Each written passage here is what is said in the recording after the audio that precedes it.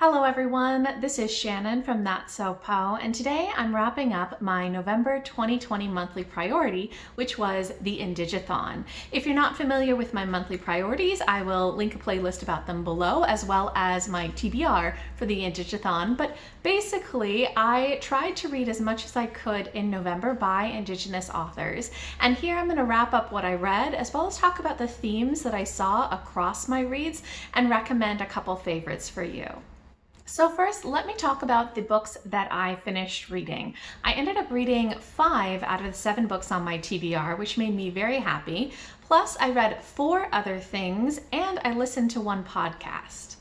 So first, let me start with the books that were on my TBR, beginning with Moon of the Crusted Snow by Wabgishig Rice, who is Anishinaabe of the Wasauksing First Nation in Canada. This is sort of an apocalyptic horror novel that is very, very atmospheric about a far northern Indigenous community in Canada who gets kind of cut off from everything, where all of the communications, all of the electricity, everything that connects them to the outside world goes silent, and it turns out that the rest of the world seems like something has happened.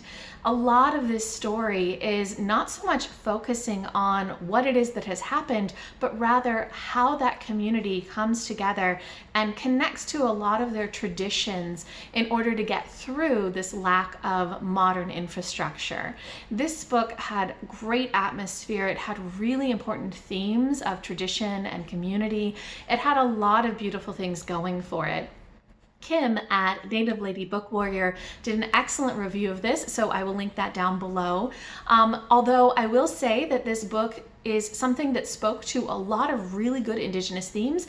I didn't necessarily love everything that it did. I found that certain gender roles were a little bit maybe traditional for my taste, and also some of the plot lines were a little bit too predictable, but even so, I think this was a really, really fascinating read. This counted for the IndigAthon bingo board for Other Than 5 Civilized Tribes and New to Me. Next is Love Beyond Body, Space, and Time, edited by Hope Nicholson. This is an anthology of queer Indigenous SFF short stories. There are a ton of really interesting fantasy and science fiction short stories in this.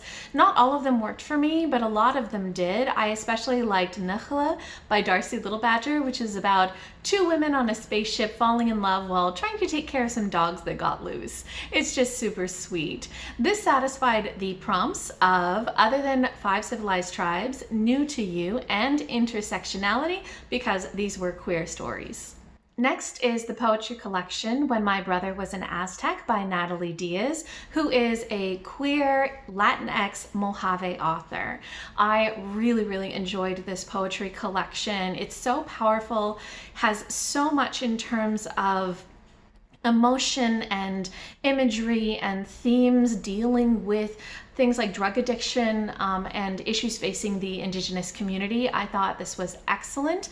I have done a standalone review, which I will link below, of both this and Natalie Diaz's other poetry collection, Post-Colonial Love Poem, which was also fantastic. I had read that earlier this year. I really, really love these collections, so check out that review if you want to know more. This satisfied the prompts of Other Than 5 Civilized Tribes and Intersectionality, again, because Diaz is queer. Next, I finished No Man's Land by A.J. Fitzwater, who is a Maori New Zealand author.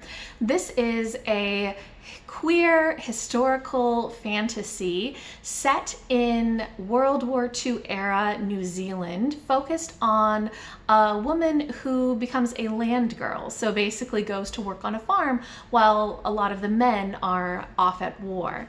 This was so fascinating. I really loved the beauty of the writing. It's very atmospheric.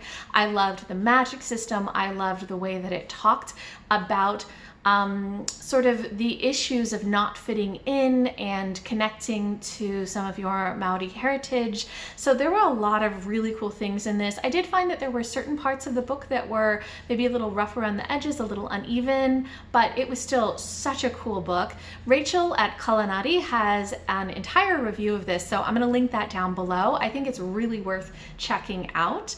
This satisfied the prompts of Other Than Five Civilized Tribes, New to Me, Intersectionality because it is queer, and also Other Than US.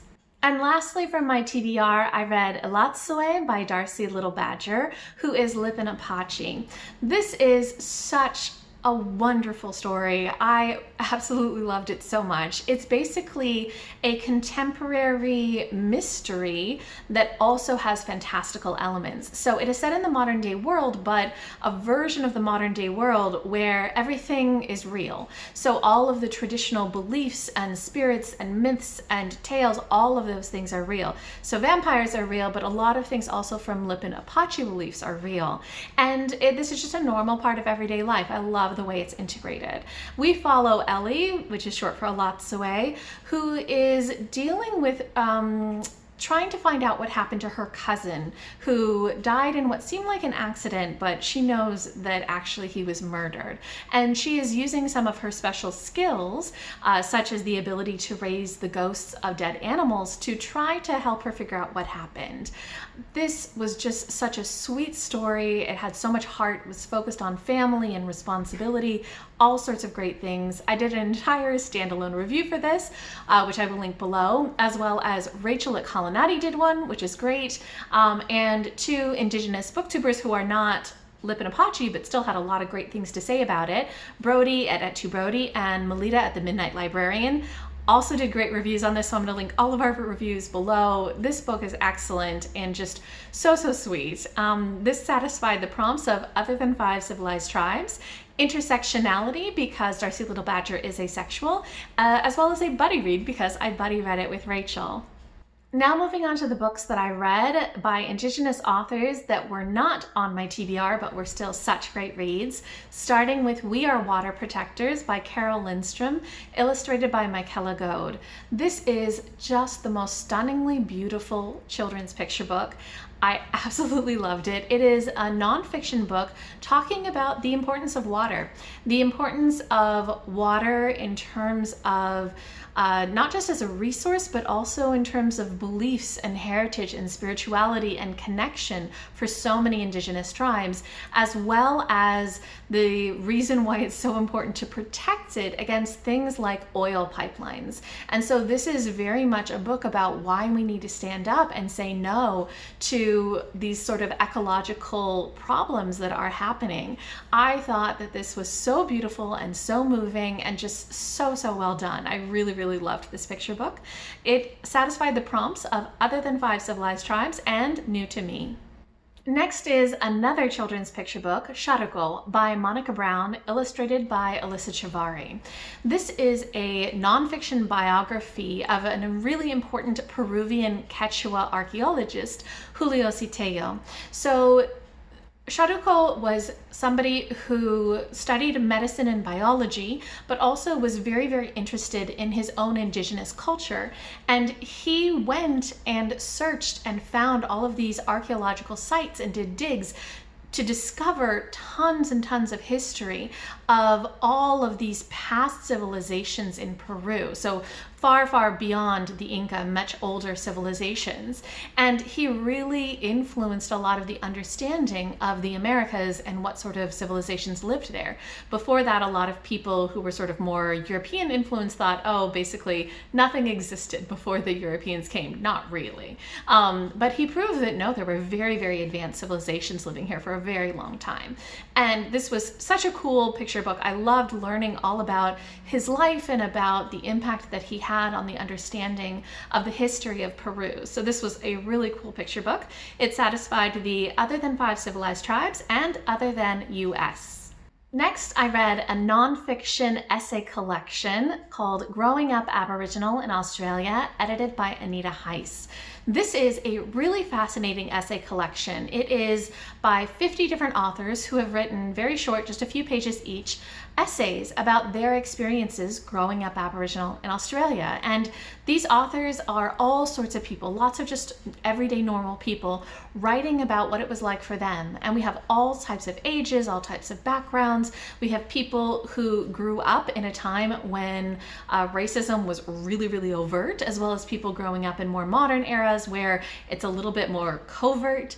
You have people who are visibly darker skinned. You have people who are white passing, people who grew up connected to their Aboriginal communities, people who didn't even know that they were Aboriginal until they were adults. So many different experiences. I loved the variety, the understanding of what types of experiences people have, as well as seeing what was shared across the different essays. It was so fascinating and just really a good insight into a lot of the experiences of being Aboriginal in Australia. So I really enjoyed this collection. This satisfied the prompts of Other Than 5 Civilized Tribes, New to You, and Other Than US.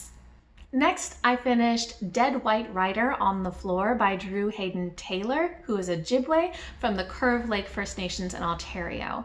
This is actually a play, and it is really, really good. It's actually quite funny. The premise of this play is that there are a number of characters who are Indigenous characters that are written by white people. And they end up in a room together, and there's a dead white rider on the floor, and they discover that he was trying to write some updated versions of their stories. And these are people like Pocahontas and Tonto and Injun Joe. And they realize that they have this opportunity to write their own endings, to write their own stories. It is such a fun play. It's got a lot of humor. It's got a lot of, I think, commentary on the way that Indigenous people are represented in media, as well as issues that face modern Indigenous communities. It is definitely really good. I really liked the way that the author played with this premise, and I had such a fun time reading it. This satisfies the prompts of Other Than 5 Civilized Tribes and New to Me. And lastly, I listened to a podcast episode from the podcast All My Relations. The episode was number 11, Beyond Blood Quantum. This is run by the hosts, Matika Wilbur, who is Swinomish and Tulalip, as well as Adrienne Keene, who is Cherokee. I don't listen to podcasts generally, but I heard about this from Melitta at the Midnight Librarian. She put this on her TBR, which I will link below, as something for the non-bookish media. And I thought, oh, this sounds perfect. So I listened to this episode and it was so good. I'm really not a podcast person. I have a hard time just sitting down and listening to things, but this was really fascinating, and it's all about the way that blood quantum has been used. And if you're not familiar with this, this is this idea of like, how Indian are you? So like, are you half, are you quarter, are you full, etc. And I loved the way that they discussed this. They discussed this from sort of the historical, the legal, the scientific, different perspectives, as well as just cultural and how blood quantum is used and why it's problematic. If you're at all interested, I definitely recommend the podcast episode. It's really, really fascinating. And even though I don't listen to podcasts often, I kind of just want to go and listen to all of the other ones because it was such a great discussion. This satisfied the prompts of Other Than 5 Civilized Tribes, New to Me, and Non-bookish media. Okay, so those are all of the things that I read this month by Indigenous authors. Now I want to talk about some of the themes that I noticed across all of these different reads, starting with the theme of just really issues facing Indigenous communities, especially some of the issues faced on reservations. So this was a theme across a lot of these different books. In Dead White Rider on the Floor, in the second half of the play, the characters have written themselves new lives in modern Indigenous communities, but things don't necessarily work out the way that they expected things to. And they find themselves really getting caught up in a lot of these issues related to, capitalism, such as things like casinos, or things like alcoholism, or things like corruption. It's really a fascinating commentary on what's going on in a lot of Indigenous communities. Moon of the Crusted Snow is another one where the whole story really is about trying to reclaim a lot of the good things about communities and deal with some of the bad things. So there's definitely a theme of alcoholism that goes through this one as well. The way that a lot of people struggle with it. Their community has even banned alcohol. And in When My Brother Was an Aztec, a lot of this poetry collection is focused on Natalie Diaz's family dealing with her brother's drug addiction and just the way that it was tearing apart their family, as well as some other issues in the Indigenous community. So quite a few of these stories really talk about some of the very, very tough issues that are faced by Indigenous communities. Another theme that came up in a lot of these stories was that of reclaiming language and tradition. So for many Indigenous communities, there has been for centuries really a genocide enacted against them, and not just a genocide in terms of killing of people, but really of killing of language and heritage and tradition. There's been a real effort to eradicate that. So for example, in growing up Aboriginal in Australia, there's this whole idea of the stolen generations, all of these children who were lighter skinned, who were taken away from their families, separated from them completely, and given to either homes to raise them or to white families, and separated totally from their culture. And then as an adult, they're trying to reconnect and relearn who they are and what their culture is. Similarly, in No Man's Land, the main character seems to have some sort of Maori background, but it's not really known to her. And her mother is white and just totally will not talk about anything, won't acknowledge anything. And so there's this separation from their heritage, but trying to learn about it and reconnect. And they're also discovering some of the skills that come with that heritage. In All My Relations, the podcast on the Beyond Blood Quantum, a lot of that too is about the way that blood quantum has been used to exclude people from the community and to define membership in Indigenous communities by blood rather than by family relations, and about how important it is that they reclaim that tradition of using family bonds to define community membership rather than this kind of colonially imposed version. In Sharuko, the archaeologist, Sharuko, is doing this whole thing of researching and learning about the history of the Indigenous communities in his culture, because that has been lost and sort of ignored and erased by a lot of the European settlers. And in Moon of the Crusted Snow, really so much of this book is about reclaiming language and heritage. And it's very fascinating, especially I think the language, because it's very much a part of the story that the younger generation is given traditional names rather than the more European style names, and that the parents are trying very, very hard to use their own Indigenous language with their kids, even though it's not something that they grew up speaking. And so there's these real efforts to reclaim that language and tradition. And the last thing that I wanted to talk about is that of respect and responsibility. This is, I think, one of those things that is perhaps a very strong traditional belief that you need to be respectful, you need to be responsible, not just towards other people, but towards the land.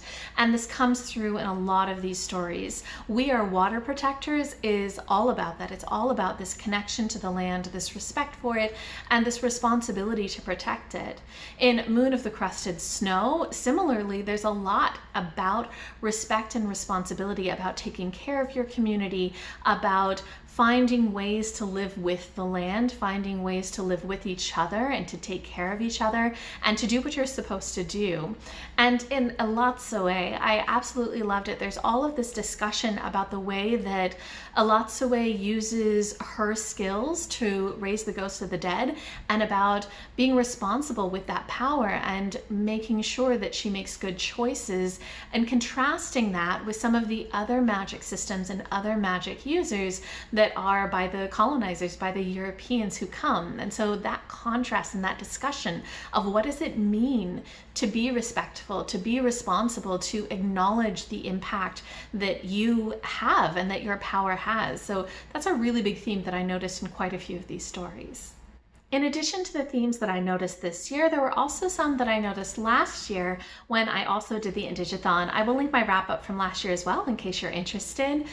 There were some differences, but also a lot of similarity. So one of the things that I noticed last year was generational trauma. This year I was a little bit more cautious in terms of which books I picked up, because last year that was such a heavy theme that it was a little bit hard for me to get through all of the books that I wanted to, but I definitely still noticed it, especially in things like When My Brother Was an Aztec, just that idea of communities kind of dealing with many generations of issues. There's also, last year I noticed the connection to homeland, this idea of the importance of the land itself. Notice that again this year, things like We Are Water Protectors, and also the importance of ceremony and tradition. Again, definitely noticed that this year. Things like Moon of the Crusted Snow was all about this. So those themes are something that I really see both in last year's as well as this year's, and I bet if I went back and reread those, I'd notice some of the themes that I saw this year in those as well. Okay, so lastly, I just wanted to recommend a couple of the books that I read this month. In case you don't have time to read all of these, here are 3 that I think are really, really worth your time.